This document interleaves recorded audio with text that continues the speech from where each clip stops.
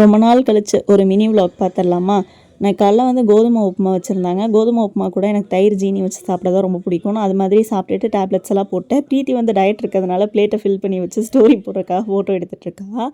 முருகருக்கு திருக்கல்யாணம், சரி மதியானத்துக்கு மேலே குளிச்சுட்டு நம்ம வீட்டிலேருந்தே சாமி கும்பிட்டுக்கலாம் அப்படின்னு சொல்லிட்டு பிளான் பண்ணிட்டேன். அத்தை வந்து வெளியே போயிருந்தாங்க. சரி காலிஃப்ளவர்லாம் க்ளீன் பண்ணி வெங்காயம் கட் பண்ணி வைக்கலான்னு சொல்லி அந்த வேலையை தான் நான் பார்த்துட்டு இருந்தேன்.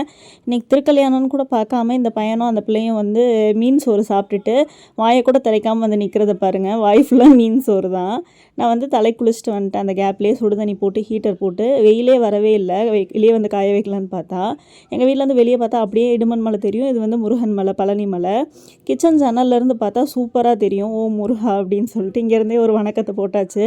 அதுக்கப்புறம் எல்லாம் வெட்டி வச்சுருந்தேன். அத்தை வந்து தாளிக்க போகிறாங்க. தாளித்து அத்தை தான் இன்றைக்கி எல்லாமே செய்ய போகிறாங்க. அதுக்குள்ளே ஒரு ஸ்வீட் பொட்டேட்டோவையே வச்சு கொடுத்தாங்க. சாப்பிட்டுட்டு காலிஃப்ளவர், உருளைக்கிழங்கு குருமா, பீட்ரூட் பொரியல், ரசம்லாம் சாப்பிட்டுட்டு கெட்டி தயிரோடு இன்றைக்கி லஞ்சை முடிச்சாச்சு. உங்கள் வீட்டில் என்ன லஞ்சுன்றதை மறக்காமல் கமெண்ட்டில் சொல்லுங்கள். Bye bye. நாளைக்கு இன்னொரு வீடியோவில் பார்க்கலாம். மறக்காமல் சேனலை சப்ஸ்கிரைப் பண்ணிட்டு ஃபாலோ